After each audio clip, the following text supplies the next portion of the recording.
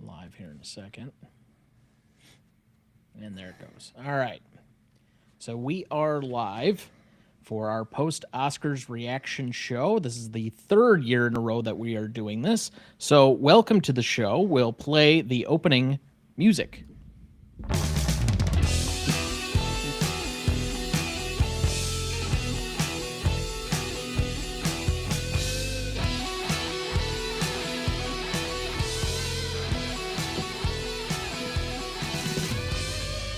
Welcome to the Greatest Movie of All Time podcast, the show that uses a unique grading style to redefine what the greatest movies are. I'm Tom Duncan.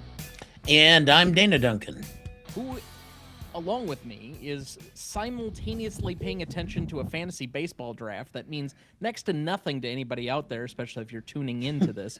But even so, we scheduled this and didn't realize that somebody beyond our control had scheduled this draft already. So we'll be kind of maybe a little spaced out here and there. We're going to try and vamp particularly around our picks, but to be quite honest, his pick and my pick are back to back, and I know that means next to nothing to most film nerds who are not jointly sports nerds, but even so, just nerds. Yeah, just putting that out there. Regardless, we come to you after the 98th annual Oscars was last evening, and once again, Conan O'Brien was hosting the Oscars, his second year. So let's just get some quick, initial reactions to the hosting job and I guess the general thoughts on the night. I enjoyed it again. I like Conan. I thought he did a good job last year. I think he did a good job this year. I think he did a good job in the opening monologue. The rest of it was rather muted. The skits were done primarily by the presenters and not by him. And some of the skits were okay. Some I could have done without. It felt like they were really pulling back on the reins this year. We only had two songs, one of which they only played like half of it. So, and that was the one that ended up winning. And if you were going to do a song, then do the whole song. Like, I don't quite understand that. But as far as the rest of the evening goes, it was just kind of, we're going to present an award, we're going to present an award, we're going to present an award, commercial break, we're going to present an award, and that was kind of what it was. It didn't have a lot of in-between jokes, there wasn't a lot of biting commentary. They got done on time, early. Yeah. Yeah. I guess it was like 2 hours and 40 minutes was the total runtime, and it normally is closer to like 3 hours. So not that I'm disappointed or having a problem in any regard, but it was just a little interesting, to say the least. Yeah. I was kind of surprised to be able to go home as early as I did. Yeah, I was in bed at 10 o'clock. Couldn't sleep, but I was in bed at 10 o'clock. Well, that's a completely different matter entirely. You were notoriously a insomniac. I don't know. It was just warm in the bedroom, and I don't know why. I mean, it was snowing outside, and in the 20s, you had no reason to be warm, because I know you leave the window open quite often. Well, we didn't, and your mother hasn't been leaving it open because Max likes to sleep there, and then he's too cold. Oh, okay. Yep. Max being your dog, just for anybody that doesn't know that or doesn't know us personally. I could be freezing my ass off, and that would be okay. But if Max is cold...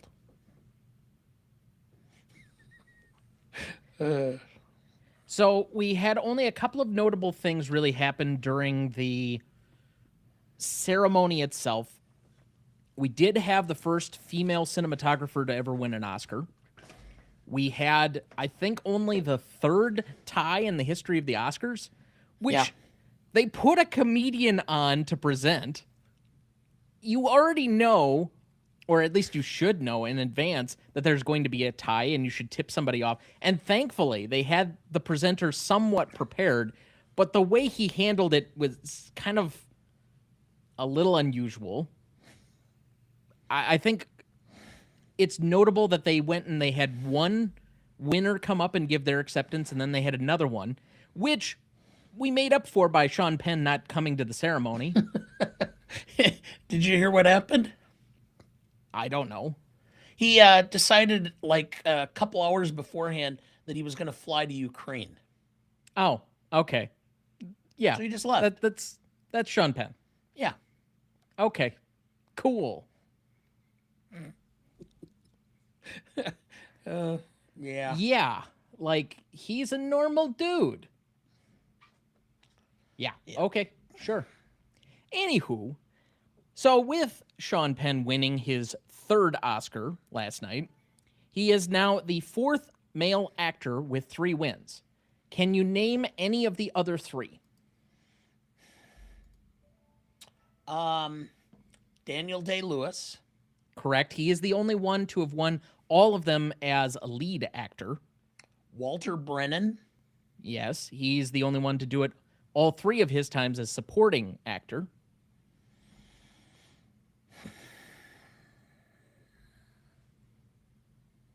Um,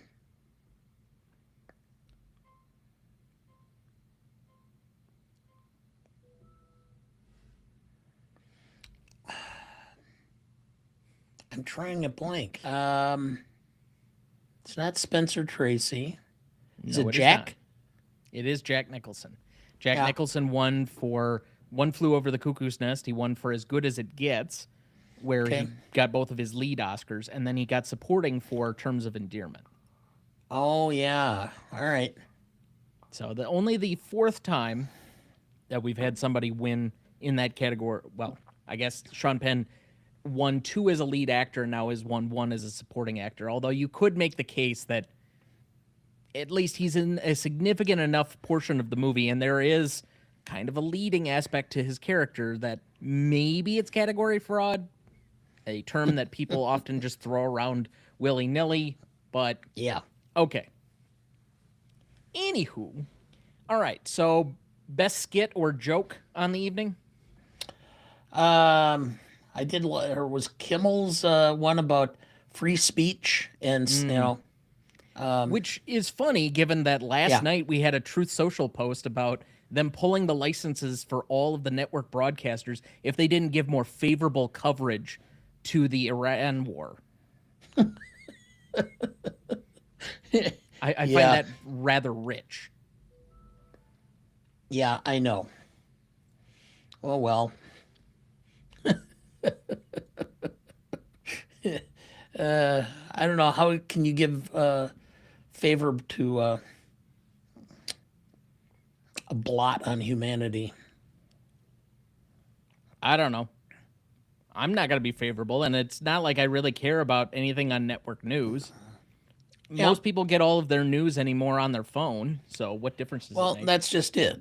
The networks are dying, Yeah, it's a useless threat. which is If kind this of were like 20 years ago, maybe, but I know, which is kind of like why in the world,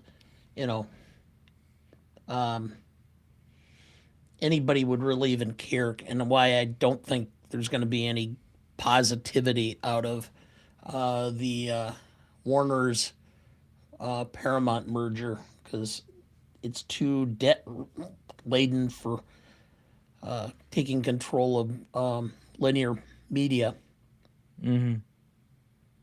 But did you have a leap off your couch moment at all last night? the only one that I could think of offhand was the was it live, or the live action full length documentary, because that one Okay. came out of left field. Yeah, that was definitely the biggest surprise because and frankly, as far as like the odds, Perfect Neighbor was like favored at 93% on the betting markets. Yeah. And it got upset, which in hindsight, this is like the 3rd or 4th year that they've given something to either a Russian or Ukrainian themed documentary. So, I mean, I'm wondering a little bit what's going on in the Academy under the Doc Guild, but I don't know, but yeah, that was a heavy favorite, and that's the only real upset. I got Yeah. 20 of 24 picks correct, and part of it was that I didn't take the favorite and best picture, which I think is the only one I got wrong that where we had different things picked. So if my Correct. math is correct, got- then you you got should have 4 gotten of 'em. 18. Yeah, you had best live action short, film editing, best adapted, and best animated short. And I did not have those 4. Yeah. I did get a pick up on best picture. Nothing I went out of the bubble on actually produced. Well, so with that, I would say my biggest leap off the couch reaction, although it was not much of a leap off the couch reaction per se, is Michael B. Jordan winning. I thought that was a really nice moment for a guy that I think his Q rating is going to be extraordinarily high. He's just affable and likable. And he and Coogler collectively have gone on this decade-long journey kind of together between Creed and obviously they even did Fruitvale Station before that, although I haven't seen that movie. But their journey together is very much intertwined because I think, with the exception of Black Panther 2, although he does make a cameo appearance in that, he's been in every Coogler movie. So it's going to be interesting now that Coogler's going to start doing some TV. He's doing a reboot of the X-Files series. Oh, that ought to be interesting. I mean, he's got about as much clout right now as you're going to get, unless he won Best Director. But even so, coming very close and winning screenplay like that with a movie that was better than, or at least performed a lot better than most people predicted going in for the year. I don't know. I think he's got a lot of possibilities. Yeah. Per se. So well, and then of course, it doesn't hurt that you go out and have your post-Oscar meal at In-N-Out Burger. Well, I mean, that is a California staple. Never eaten at one, but yeah, maybe one of these times. All right, best speech of the evening? Paul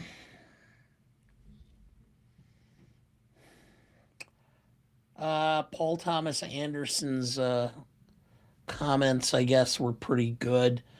Which time? He got up there 3 times. I know. And I'm trying to remember which one. It was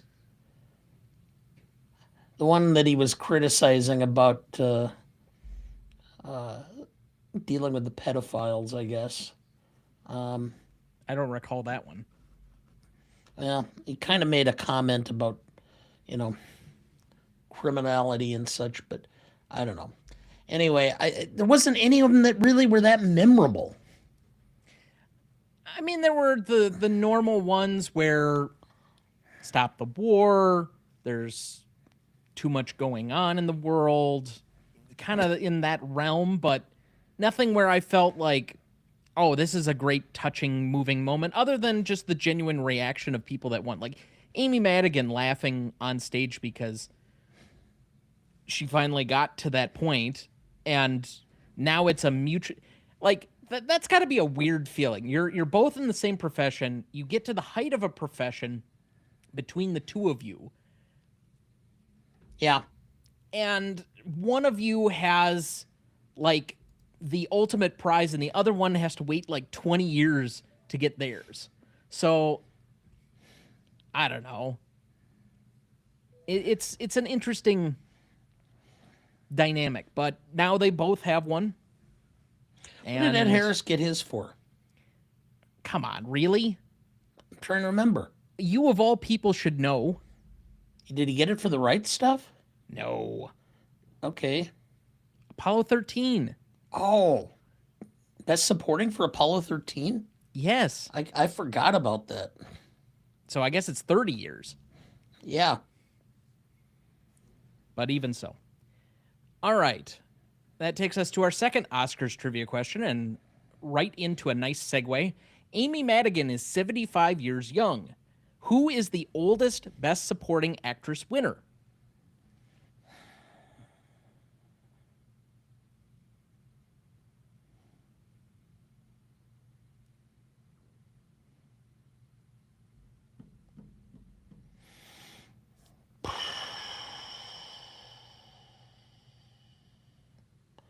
I'm nothing. Nope. Don't even have a guess. Okay.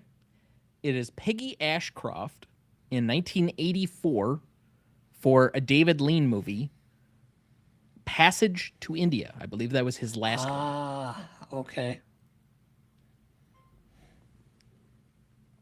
Yes, we can all hear your pick going countdown in the background here. You're doing so great at paying attention to this live show.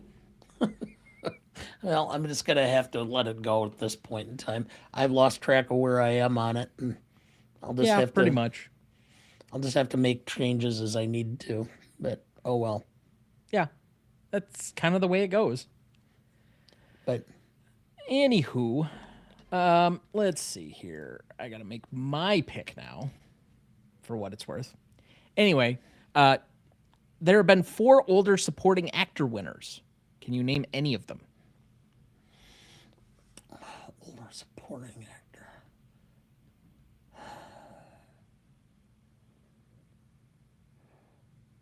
Maximilian, or I mean, Max von Sydow. No. He was nominated. Christopher Plummer. Christopher Plummer is the oldest supporting actor winner at 82. Why am I drawing a blank? Jack Palance. No, Okay. he was not older than 77 when he won.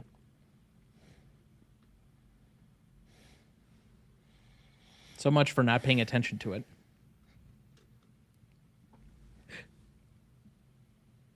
Boy, I'm drawing.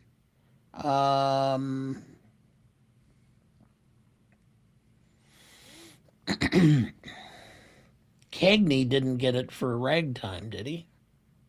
Not that I'm aware of.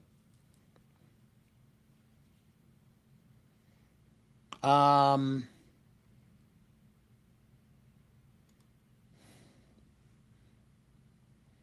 boy, I'm just. So John Gielgud won Oh. it for Arthur at age 77. Yeah, okay. Melvin Douglas won an Oscar at 79. For being there? I don't know. I And think, George Burns won at 80 years old. yes, for Sunshine Boys. Was it? That sounds right. I Yeah. didn't have those written down, but all right.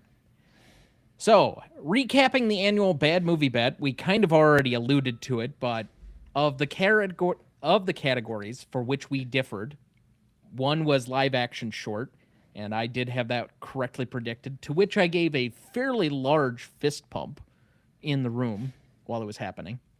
I think we were different on film editing. You took the non-favorite in F1, and I did get that one correct because I took One Yeah. Battle After Another. Best Picture we differed on. You did take One Battle After Another, and I decided I was going to go out on a limb with Sinners. I can't remember all of the other ones. So Animated live-action- short. Animated short. You had Butterfly, and I took the Girl Who Cried Pearls. Yep. So I got that one correct. Were there any others? You had best live action short, Yes. film editing, best Yes. adapted screenplay. What did you pick for adapted screenplay? I went with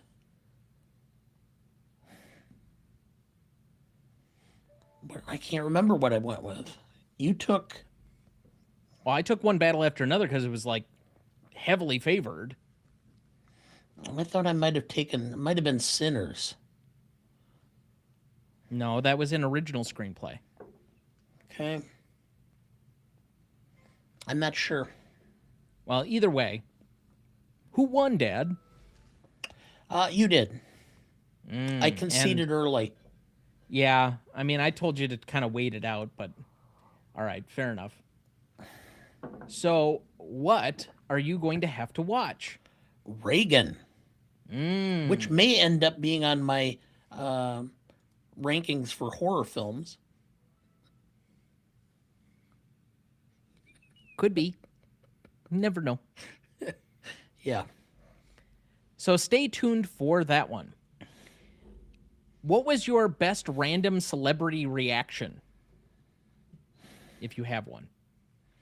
Best, what exactly are you meaning? So the amount of random celebrities who are just like filling in on the crowd, and you can see kind of them in the background or whatever else, um, their reaction to somebody else winning. Okay. Boy, I didn't really have one other than I noticed that at some point in time somebody was really gung ho and in a moment that I almost thought was a little creepy. A particular director, um, Sir Stephen, was like grabbing onto their shoulders and massaging it, trying to get him to sit in the chair. No, that's not what it was. Okay. So first off, and Steven's not a random celebrity because he produced Hamnet, Ah, which is why he was behind Chloe Zhao, and he was trying to like, because Jesse Buckley won, yeah. he was trying to like give some sort of affection or something to like, because he Okay. was sitting behind her. I actually liked Leo kind of he's kind of become the elder statesman of the Oscars because he's nominated so much, where his movies are Yeah. basically at the Oscars every time he comes out with one. Immediately standing up and giving his ovation to Michael B. Jordan. Yeah. I can understand that Chalamet was obviously going to have a hard time in that moment with everything that was going on and how many, let's say, issues. I mean, this is like 3 straight years where he's not gotten it. It's tough. I recognize, I get it, but him just kind of like sitting and okay. It's part of the stuff that again I think people don't like about him, Yeah. or at least Academy voters. I think that the general public obviously likes him because anytime he opens a movie, much like Leo, he does drive the box office. There are very few people in this day and age that can drive a box office, and he's one of them because for Marty Supreme, which we said is one of the most cringy watches, to finish among the top 25 films of the year is something because it's literally just show up and watch Timmy. Yes. I did enjoy the ass slap bit. Okay, yeah, you would. I thought it was funny. The entirety of Kevin O'Leary showing up to the Oscars made me rethink about how much I liked him being in Marty Supreme because he should never have been anywhere near the Oscars. Like, go away, dude. I'm tired of you. I don't want to think about you really at all if I don't have to. Yeah. Anywho, let's see here. What else did we have? Okay, so Oscars trivia number 3 here.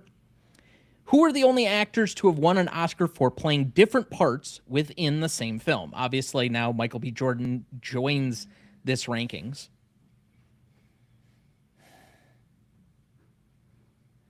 Different parts in the same film. Let me tell you, just first off, it hasn't happened in 60 years. Boy. I don't.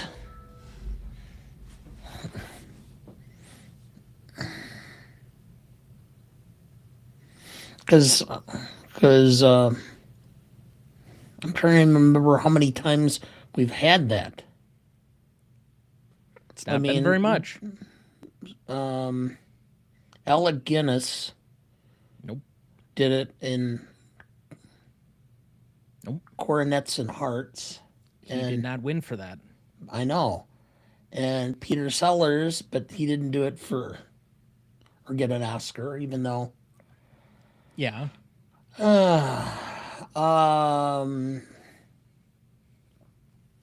Frederick This is March. a hard question. Frederick March for Dr. Jekyll and Mr. Hyde. Very good. You did get one.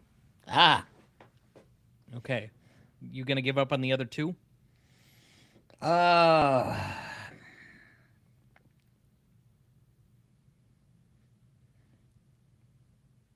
yeah, I'll give up on the other two. Okay. So one is Lee Marvin for Cat Ballou. I forgot about that. Okay. The other one is Joanne Woodward for 1957's The Three Faces of Eve. Wow. So going way back into the recesses there. Yeah, before I was even born. All right. What is the one Oscar you are happy didn't happen? Chalamet did not win. I was happy about that because he does not want to have that as his legacy. That movie Among certain people in our community, they think that that's going to be a Mantle movie, and I disagree. what kind of mantle is it? I mean, Top 4 movies of his. I career understand type of what you mean by mantle, but that's the kind of place that might be a mantle in some hunting cabin with a dead elk's head above it. thing. Yeah, Ugh. yeah. Nope. So as far as my thinking on it goes, I don't know that I'm happy that he didn't win. I don't think he deserved to win for this one. It was not one of his better performances for me. I thought he should have won last year, but okay. Yeah. Like well, anything to save us from the Adrian Brody of it all. Even Yeah, even I know. awkward him coming out and trying to make fun of himself for it. So I don't know. That's He's kind of cringy anymore. pretty much. Yeah. So I don't know. It's a weird thing to think about in relation to all of those, but I guess one that I really was happy didn't happen. I guess The Secret Agent winning either international feature or best picture, because I Yeah. still have a lot of animosity for that film. But outside of that, I guess I have really nothing else. It was a so-so year. I said this on our preview episode that we did live about a week ago, and there was nothing that really stuck out to me. I didn't really feel like there was any one great movie. There wasn't any one poor movie except for The Secret Agent, but even then, like objectively, as I continue to step back from it, like I can get it. It wasn't something that spoke to me or something that I care about, but I'm less angry about it now, months later, than I was at the time. But my 1-star Letterboxd review in the moment was accurate. So it is what it is. As far as the one win I wish did actually happen, it was just an accident needed to win something. Yeah. I know. Especially given the circumstances of what's going on in Iran right now, but yeah. Oh well. Go out and watch it. That's my recommendation. Of Yep. any of these, if you haven't seen all of them, and I'm not saying you need to see all of them, go out and watch that one. That's worth your time. All right. Oscars trivia number 4. How many actors have won an Oscar for a Shakespearean adjacent role in a film?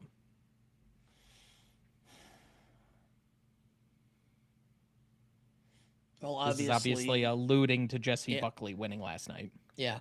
Obviously, it includes Olivier. Olivier is the only one to do it in an actual Shakespearean play version in a movie from 1948 for Hamlet. He was also nominated 3 other times for Othello, Richard III, and Henry V.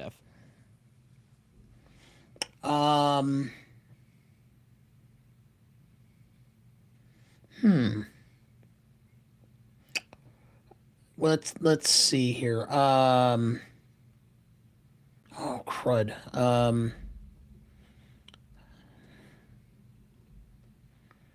trying to blank as to the name of the film. It was Richard Burton No. film. Well, then I'm not. That's why I said Shakespearean adjacent. because Judi Dench and Gwyneth Paltrow for Shakespeare in Love. Yeah. They're the only other two. Other nominations for Shakespearean plays or acts or whatever you want to call it. As I said, Laurence Olivier was nominated 4 times for Shakespearean plays that he was in that became movies. He did win for Hamlet in 1948. And then Kenneth Branagh did get nominated for Henry V in 1990. Frank Finlay got nominated for Othello in 1966. Joyce Redman also for Othello in 1966, and Maggie Smith for Othello in 1966. Marlon Brando was nominated in 1954 for Julius Caesar. Gene Simmons was nominated for Best Supporting Actress for Hamlet in 1948. Norma Shearer was nominated for Romeo and Juliet in 1937, and Basil Rathbone was also nominated in 1937 for Romeo and Juliet. So Well, 14 there's a different name. Shakespearean nominations. All right. Yeah. So then that takes us to my live Best Picture rankings. Now, last year, I will admit that I had the first tiering system that I ever had. Recent guest or first-time guest to the show, Adam St. John, actually gave me the idea while he was on an episode or a rankings episode of the Best Picture cast. So shout out to them. For kind of a tier-based system based on feelings and such, and I ran with it last year. So what we will do here is, in the moment, I will publish my 5th annual Best Picture rankings to the website as we are speaking now, and it is now live. All right, so that'll be up in like 10 seconds, but as has been the case for the last 2 years, Schindler's List is my number 1 Best Picture ranking, and my bottom 5 has not changed at all. It is still the same, like 5 or 6 films at the bottom. So All the King's Men comes in at dead last, Cimarron at 98, Tom Jones at 97, 96 Chariots of Fire. Those are in my the movies that actively anger me category. And at the back end of dull and bloated, 92, I have The Broadway Melody, 93, Hamlet, 94, The Greatest Show on Earth, and 95, Cavalcade. None of those anger me. They just bored me to sleep. Yeah. So I guess they do serve some purpose. But also in that category, An American in Paris, Dances with Wolves, The Life of Emile Zola, Out of Africa, The English Patient, Around the World in 80 Days, Wings, Gigi, Mutiny on the Bounty, The Last Emperor. Yeah. It is what it is. The winner from last night is our new addition for the year, and that comes in at number 63. Now, I did move actually quite a few films. Last year, I only had 15 in the all-time classics list, but I moved up several films, and I dropped a couple from that list from last year, and we now have 20 instead of 15. Oppenheimer has moved up the list to number 15 overall, Okay. just ahead of Gone with the Wind. You could drop that one. No. Yeah. Still an all-time classic. Okay. I have The Lord of the Rings at number 17. I moved up The Lost Weekend to number 18. Midnight Cowboy, surprisingly enough, after our episode a couple of years ago, to 19. And One Flew Over the Cuckoo's Nest that we did discuss last fall to number 20. Then as far as great movies, No Country for Old Men, The Apartment, Rebecca, The Departed, Spotlight, Gladiator, Parasite, Moonlight, On the Waterfront, West Side Story, Everything Everywhere All at Once, A Man for All Seasons, The Sting, American Beauty, and Rocky. A lot of my own personal favorites are kind of in this middle zone now. So I did have a personal favorites that was somewhat just outside the great movies list, some ones that I wanted to move up the list, but I moved some of those down. I moved a few of the other ones. I just have this middle section where I think people want me to rank these more highly, but they don't speak to me. They don't do all that much. I can kind of generally respect them, but they do nothing for me. And that's my just plain mid section from 36 to 44, including The Bridge on the River Kwai, The Deer Hunter, The French Connection, Platoon, Birdman, Amadeus, Titanic, Unforgiven, and Sunrise. Good films. Yeah. nothing that necessarily speaks to me. Then I have some of my personal favorites in there: How Green Was My Valley, Forrest Gump, Braveheart, Gandhi, Marty. I might be the highest person to ever do a Best Pictures rankings that has Gandhi in the top 50. I have it at 49 It right now. probably should be. Well, I mean, I've seen people rank it in the bottom 10 a lot. It is not a bottom 10 film. And I have Marty at 50, 51 My Fair Lady, Slumdog Millionaire, which recently made somebody's list that I was looking online, in the bottom 10. And I'm like, it's not that bad. No. I have Shakespeare in Love at 58 because I know that you personally hate it, but it's really not that bad of a film. It's enjoyable, and that's why I have The King's Speech just after it, but, you know, it is what it is. So, any curiosity as to where I put something for the year, or any ones that you want to throw out, personal favorites of yours?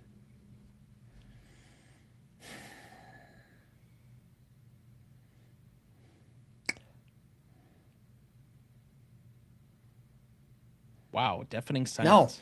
I'm just going through my list and just kind of. No. Where do you have Ordinary People? That one is in our top of the list. It's at number 11, just behind Lawrence of Arabia. Okay. And I where did move you, up the Sound of Music this year. That's at number 8 now. as long as we're talking about David Lean, Bridge and Dr. Zhivago. Well, Dr. Zhivago did not win. Oh, that's right. It did not. No, that was Sound of Music. Yeah. Anyway, Bridge, it moved down to number 36. Okay. Madness. It doesn't do much for me. I'll be honest. Yeah. It's a fine movie.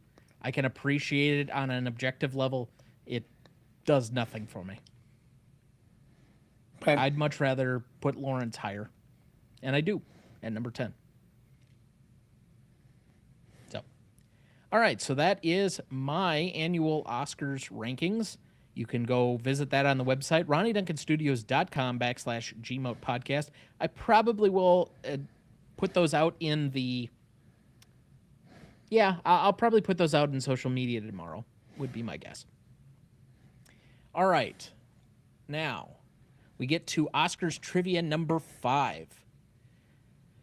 How many times have a director of color and a woman been nominated for Best Director?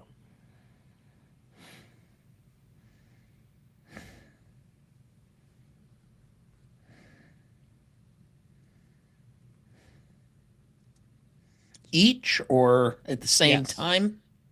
Each, and then I do have one where they were both in the same year. There was a woman and a person of color.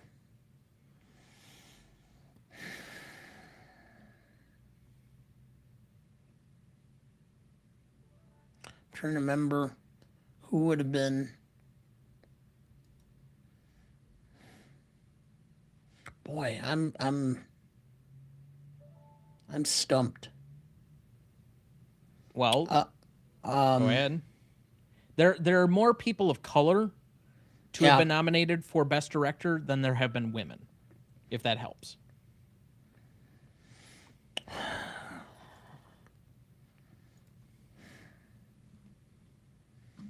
I'm just not.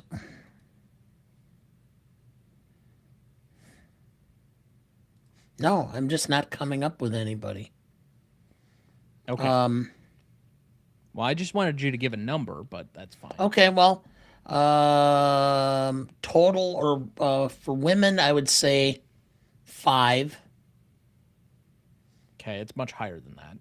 Okay, and people of color, 10. Okay. There have been 28 non-white directors, including Ang Lee, M. Night Shyamalan, Teshi Gahara, I think is the first one from like the 60s.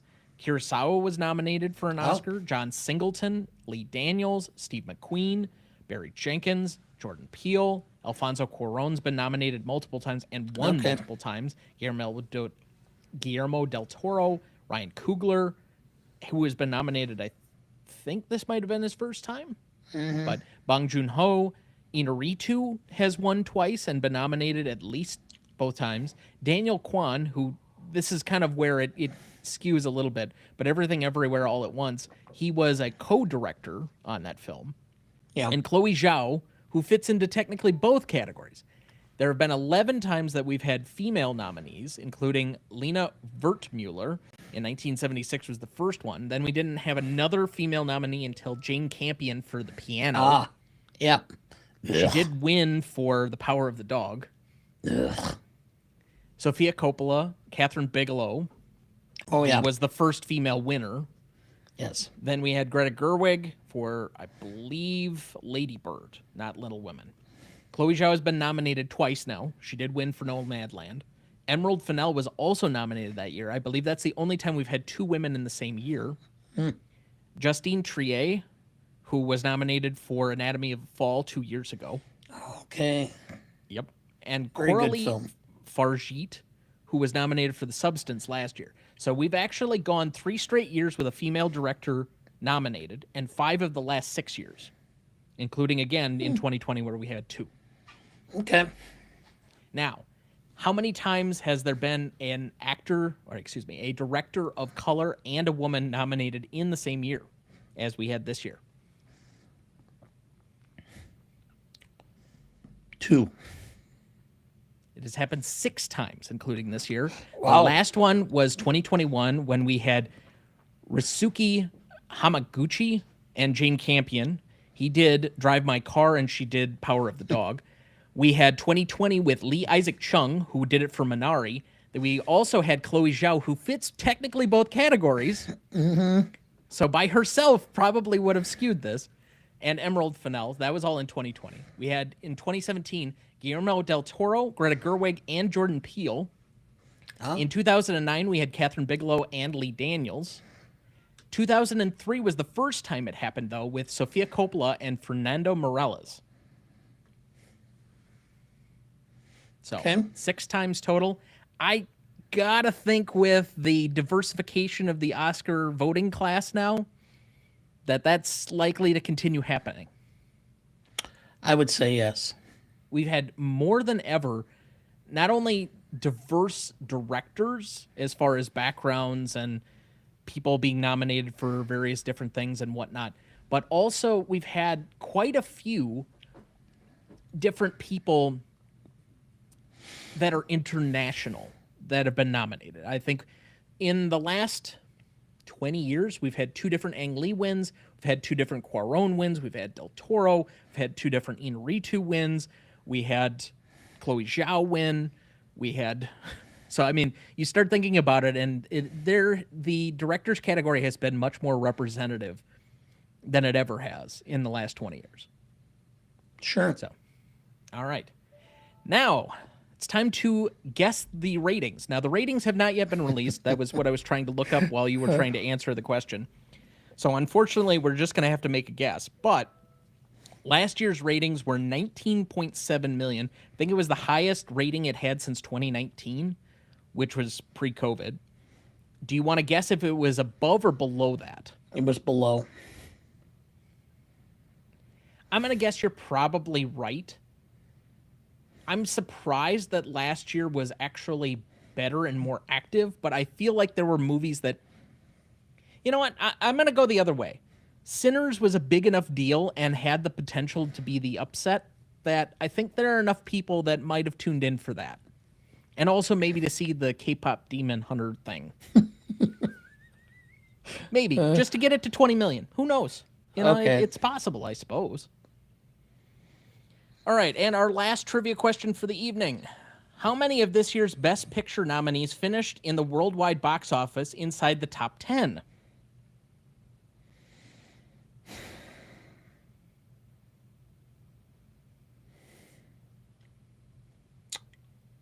Two. 1. Do you want to take a stab at F1. F1 is the only one. It finished at number 9. I thought maybe Sinners had crossed in about 9 or 10 because it had a nice long run up.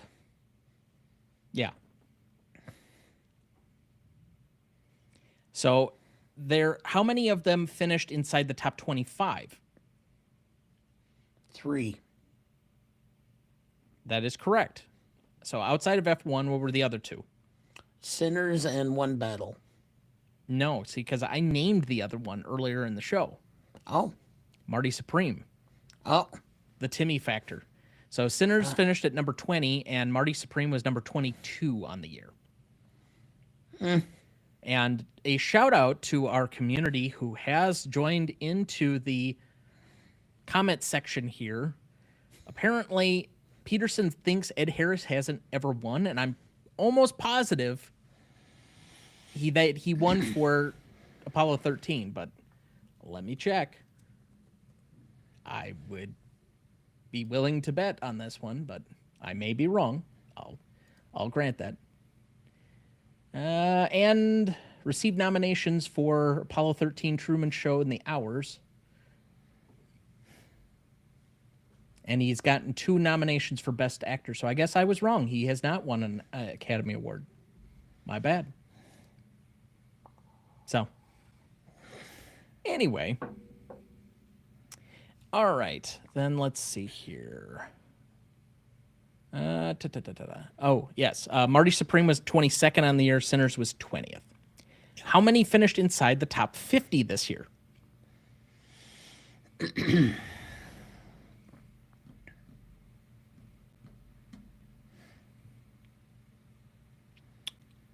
5. It is only 4. So the 3 we already mentioned, and One Battle After Another finished at 28. Hamnet was just outside the top 50 at 52. Bugonia was the 81st highest grossing film of last year. Hard to believe. Sentimental Value was at 116. The Secret Agent was at 132. Now, mind you, both of those were going to be in very limited releases to begin with because they're international films. But, and this is where it skews a little bit, Train Dreams and Frankenstein don't have official box office numbers because they're on Netflix. Streaming, yes. So. Okay. So we have 3 more years until we go to YouTube, which I believe will be the 101st Oscars. Next year we get the 99th and our 100th different Best Picture winner. If you count Sunrise as a Best Picture winner, as I do. And I've said for many years. But, yeah. Yeah. So, last but not least, what's going on with us for the rest of the week and other stuff? So, as many people know, we released it on Sunday. First Watch Rewatch is a thing now, where I am doing a TV spin-off show that's kind of live, unscripted, and unedited with Sarah Shea, and we're discussing the first season of The West Wing.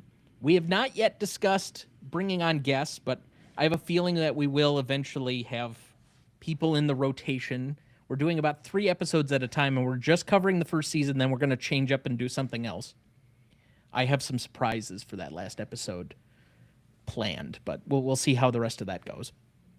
So I'm hoping that we'll have an episode for you just about every week. We may take some breaks here and there. I think she's on spring break this week, so it may not work out that we get one this week. It'll have to maybe be the next week, and maybe we'll do a double episode for you again. But the first 2 episodes of that are up both on our YouTube channel as well as in the audio feed.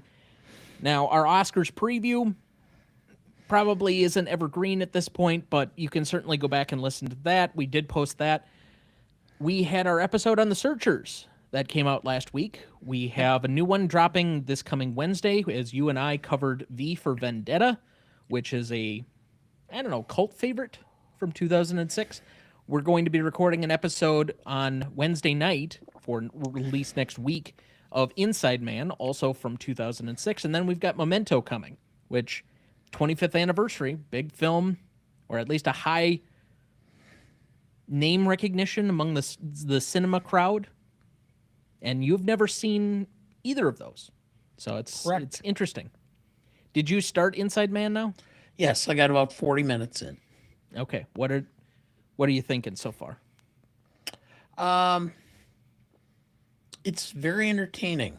Um, I really like the cinematography in it.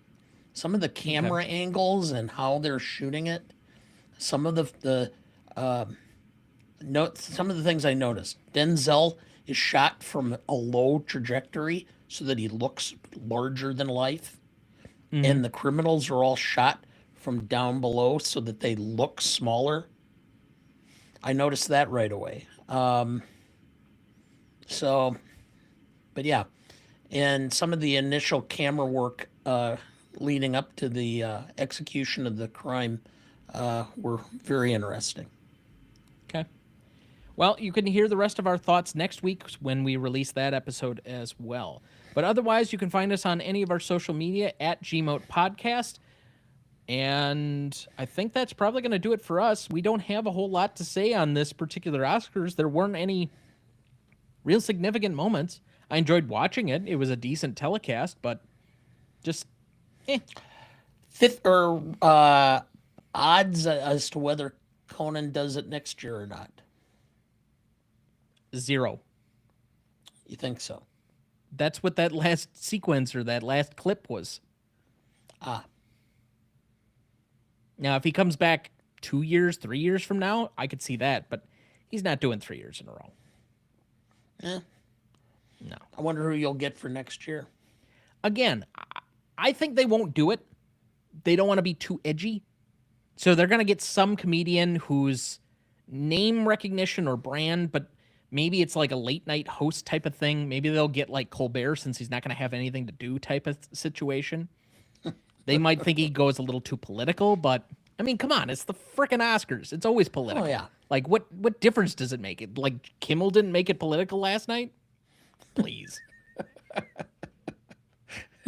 So yeah, you could lean into it that way, but I know they've offered to Mulaney before, but he is at such a peak right now of his own choosing that I don't know if he wants to take that much time out to do something like that. But maybe you go, and I'd love this. They would never do it. But if you did somebody like Bill Burr, Oh, ooh, yeah. to me that's like, Ugh. oh, what was his name from SNL that used to host Weekend Update in the 90s? Norm Macdonald. Macdonald, That's like yeah. when Norm Macdonald did the ESPYs. Yeah. Bill Burr would just cut into people. But at least he's been an actor himself. So maybe. I do think that Louis C.K. is available. You just got to hide all of the standing plants. Oh man, yeah. Yeah, I don't really need any of the cringe comedians, but I'm trying to think who else would be a really good one. Nate Bargatze. No, I think he's a little too mainstream at the moment, and he presents a certain audience that I don't think mixes with the cinema crowd as much. Yeah. I'm trying to think. I know who I'm thinking about, but I can't think of his name.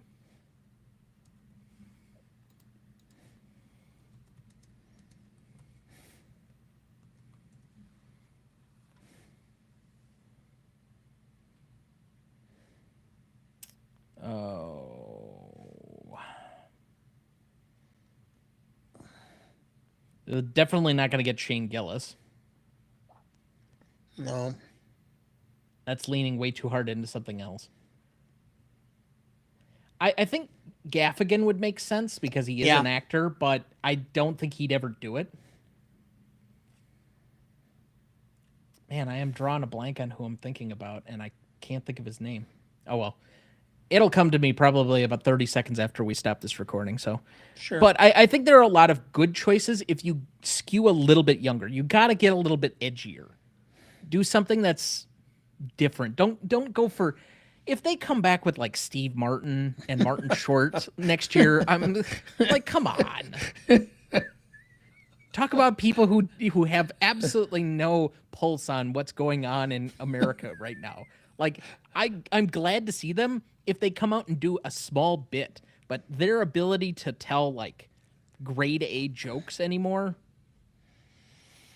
no. Oh, I'm drawing a blank. Schitt's Creek. You could put both father Oh, and the son. Levies? The Levies. I suppose you could do that, but have either of them really been stand up? They've been more skit or situational comedians. That's why I would never suggest like Will Ferrell. Yeah. Well, Bob Hope was hardly a stand-up. Okay, but Bob Hope is also not the epitome of Oscars hosts. He was just the one that they had the most often. Well, yeah. Like Carson. honestly, the best between Carson or Billy Crystal are probably Yeah. the best Oscars hosts. I doubt if you'll ever get Crystal to do it again at his age and Well, under the circumstances. okay, that was another. Okay, I was actively. We didn't talk about this, but the in memoriam, I could not, and I was so upset that we didn't have any tissues around me at the party I was at because I could not stop crying during in memoriam. That was so fucking good this year. Yeah, it was. It was the Because best part of the show. They did the individual tributes. They did people that actually like came out and said how meaningful these people were. It wasn't just a bunch of names on a script. And I know we kind of do that every week, but we've tried to inject some similar things when it's somebody notable with somebody that we have a relationship with. And they did that for Robert Redford. They did that for Diane Keaton. They definitely did it for Rob Reiner. When they brought out everybody from his movies, I'm like, fucking Niagara Falls here. That was great. And I hope they lean into that just as much as we continue to lose these Titans. Because by the time we get there next year, by this time last year, we'd already lost Sutherland and we'd lost Hackman, and it's just going to continue. I know. I could start looking through the list of names of actors who are, I mean, Dick Van Dyke's what, 100? Well, Pacino's the only remaining member of the original Godfather crew, Yep. and De Niro's up there in age, so like he's So probably in is- some of the so best is health. Morgan But Freeman, yeah, um, Clint Eastwood, Clint Eastwood, Mel Like- Brooks. Dustin Hoffman. Yep. So, It'll be awkward when John Voight goes. yeah. Yeah. But yeah, all the people that made their names during the 60s and 70s. Yeah. And you're going to get some of these directors too, because Marty's in his early 80s, I think. Steven's like 77. George Lucas is up there in age. Coppola's like in his mid 80s. So you're going to get a lot of these titans that we're very familiar with. And I just hope they continue to lean into this. You have to celebrate the foundational people that we're so familiar with and give them their last moment in the sun at the thing that probably promoted them the most. By the way, have you looked at what films are due to be released other than The Odyssey? Oh, I suppose I should have done that.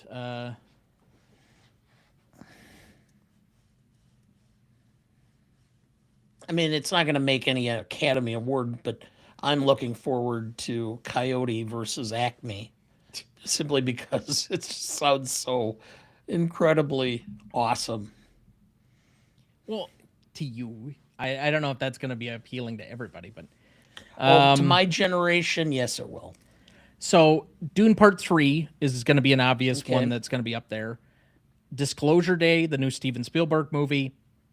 Digger, which is the Inarritu film with Tom Cruise. Those are Okay. all suggested in the running.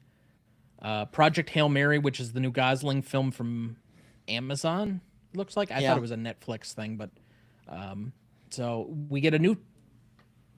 Oh, I thought it was Winterberg. No, I guess it's somebody else. Okay, I thought it was a Winterberg movie, and I was excited there for a second. We get The Social Reckoning from Aaron Sorkin. If you're excited about that at all. We get a new Martin McDonagh movie. We get a new Guadagnino film with Andrew Garfield. That could be good. Yeah. Let's see here. What else we got here? Joel Cohen has another movie coming out, but with Josh O'Connor. It's an 1880s Gothic mystery. Josh O'Connor and Frances McDormand. Yeah, that's good people. Yeah. I don't care for him that much, but Ruben Ostlund's got another film coming out. So, Danny Boyle's got a new film coming out. Okay. So I think we're going to have a lot of different people, but oh, this is interesting. We're having a black version of Death of a Salesman. Corey Hawkins and Kelvin Harrison Jr. with Jeffrey Wright and Octavia Spencer. Script co-written by Tony Kushner. Cool.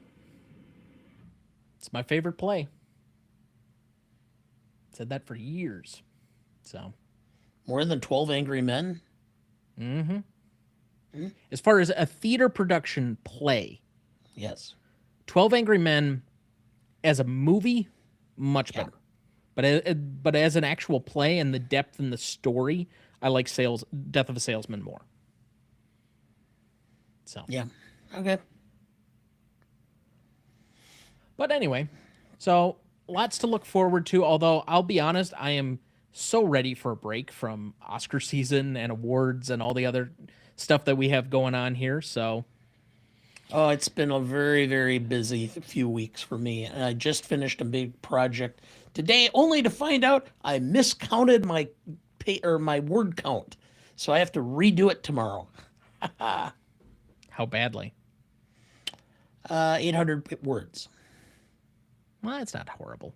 That's like I'm a just going to page. run it through the Copilot and say condense a couple of sections. I should get it under. Probably. I would guess that's very capable. But Yeah. well, thank you for hanging out for another year with us.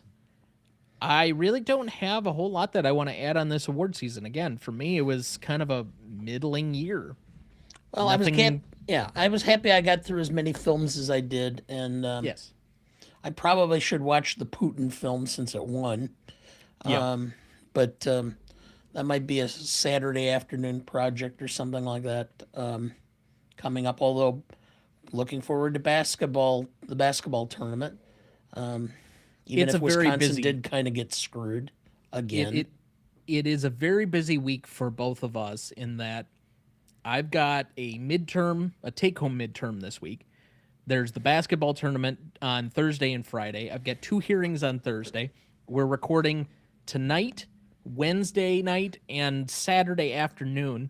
Plus, I have another recording somewhere in there over the weekend. So 4 shows, a midterm, another school project, basketball. I mean, Yeah. lots going on, but no one needs to listen to me whine, I suppose. Okay.